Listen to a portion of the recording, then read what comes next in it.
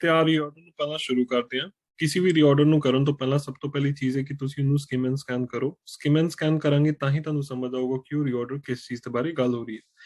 ਹੁਣ ਇਹਦੇ ਵਿੱਚ ਆਪਾਂ ਇਹ ਦੇਖ ਸਕਦੇ ਹਾਂ ਸਕਿਮ ਐਂਡ ਸਕੈਨ ਕਰਕੇ ਕਿ ਜਿੱਥੇ ਤੱਕ ਗੱਲ ਹੋ ਰਹੀ ਆ, ਇਹ ਹੈਗੀ ਆ ਪਰਫੈਕਸ਼ਨ, ਸਰਵਾਈਵਲ, ਐਨੀਮਲ ਅਰਜਸ, ਡਿਪੈਂਡਸ, ਇਹ ਐਨੀਮਲ ਅਰਜ ਦੀ ਗੱਲ ਹੋ ਰਹੀ ਹੈ। ਹੁਣ ਮੈਂ ਤੁਹਾਨੂੰ ਕਈ ਵਾਰੀ ਪਿਛਲੇ ਰੀਆਰਡਰਸ ਤੇ ਵੀ ਇੱਕ ਗੱਲ ਕਹੀ ਹੈ ਕਿ ਜਦੋਂ ਤੁਸੀਂ ਸਕਿਮ ਐਂਡ ਸਕੈਨ ਕਰਦੇ ਹੋ ਤੇ ਜੇ ਤੁਹਾਨੂੰ ਟੌਪਿਕ ਸੈਂਟੈਂਸ ਨਹੀਂ ਲੱਭਦਾ ਪਿਆ ਤੇ ਤੁਸੀਂ ਕੀ ਕਰਨਾ ਕਿ ਤੁਸੀਂ ਹਰ ਸੈਂਟੈਂਸ ਦੀ ਸ਼ੁਰੂਆਤੀ ਹਰ ਸੈਂਟੈਂਸ ਦੀ ਸ਼ੁਰੂਆਤ ਨੂੰ ਪੜ੍ਹ ਲਓ। ਦ ਨਾਨ ਸਪੈਸ਼ਲਿਸਟ ਹਾਊਐਵਰ ਕੀ ਚੀਜ਼ ਦਾ if they ਆ ਤਾਂ ਇੰਟਰੋਡਕਸ਼ਨ ਨਹੀਂ ਹੋ ਸਕਦੀ। all animals have a strong exploratory urge but for some maybe it depends on how specialized a ਵੀ ਨਹੀਂ ਹੈ so long as the anteater ਨਾ। all the animals have a strong exploratory urge but for some it is more crucial than the others। ਠੀਕ ਹੈ, ਤੇ ਅੱਗੇ ਵੱਧ ਕੇ ਦੇਖਦੇ ਹਾਂ ਕਿ ਨੈਕਸਟ ਕਿਹੜਾ ਹੋ ਸਕਦਾ।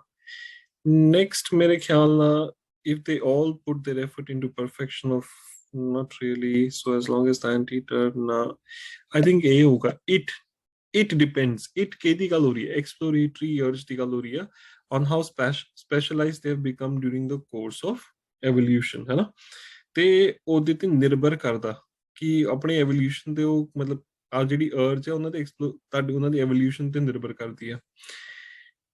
So as long as anteater has its hands and the koala bear is gummies, na नहीं होगा। I think A होगा। if they put all their effort into the perfection of one survival trick, they do not bother so much with general complexities of the world around them। ਤੇ ਦੇ ਕਿਹਦੀ ਗੱਲ ਹੋ ਰਹੀ ਹੈ? ਦੇ ਵਾਪਸ ਹੋਈ ਜਾਨਵਰਾਂ ਦੀ ਗੱਲ ਹੋ ਰਹੀ ਹੈ, ਹਨਾ।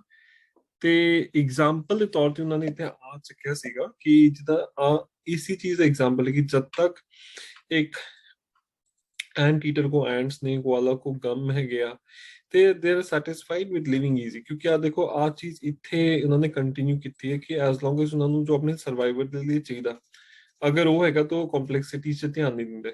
ਠੀਕ ਹੈ। The non specialist however the opportunist of the animal world can never afford to relax. ਇਹ ਫਿਰ ਹੈਗਾ ਇਹਦਾ ਆਪੋਜ਼ਿਟ ਕਿ ਅਗਰ ਇਹਨਾਂ ਕੋ ਆ ਖਾਣ ਪੀਣ ਦੀ ਚੀਜ਼ਾਂ ਨੇ ਤੇ ਉਹ ਅੱਗੇ ਬੋਦਰ ਨਹੀਂ ਕਰਨਗੇ, ਲੇਕਿਨ ਜਿਹੜੇ ਨੌਨ ਸਪੈਸ਼ਲਿਸਟ ਹੁੰਦੇ ਨੇ ਉਹਨਾਂ ਕੋ ਕਦੀ ਵੀ ਰਿਲੈਕਸ ਕਰਨ ਦਾ ਟਾਈਮ ਨਹੀਂ ਹੁੰਦਾ। ਇਹਨੇ ਮੈਨੂੰ ਕਨਫਰਮ ਕਰਕੇ ਦੇਖਦੇ ਕੀ ਸਕੋਰ ਬਣਦਾ। Okay, as you can see ਸਾਰਾ ਦਾ ਸਾਰਾ ਰੀਆਰਡਰ ਬਿਲਕੁਲ ਕਰੈਕਟ ਹੈ। ਤੇ ਯਾਦ ਰੱਖਿਓ ਕਿ ਅਗਰ ਤੁਹਾਨੂੰ ਕੋਈ ਰੀਆਰਡਰ ਸਮਝ ਨਾ ਆਏ ਤਾਂ ਤੁਸੀਂ ਸ਼ੁਰੂਆਤੀ ਤੌਰ ਤੇ ਉਹਨੂੰ ਸਕਿਮ ਐਂਡ ਸਕੈਨ ਕਰਕੇ ਦੇਖ ਸਕਦੇ ਹੋ। ਹਰ ਸੈਂਟੈਂਸ ਦੀ ਸ਼ੁਰੂਆਤ ਨੂੰ ਪੜ੍ਹ ਲਓ, ਤੁਹਾਨੂੰ ਸ਼ੁਰੂਆਤ ਮਿਲ ਜਾਊਗੀ, ਤਾਂ ਉਹਦੇ ਬਾਅਦ ਫਿਰ ਤੁਸੀਂ ਬਾਕੀ ਚੀਜ਼ਾਂ ਨੂੰ ਚੱਕਣਾ। Okay, so go through this reorder again. ਇੱਕ ਵਾਰੀ ਫਿਰ ਤੋਂ ਇਹਦੀ ਸਟੋਰੀ ਪੜ੍ਹੋ, ਤੁਹਾਨੂੰ ਜ਼ਰੂਰ ਬੇਸ਼ੱਕ ਸਮਝ ਆਊਗਾ। Good luck everyone.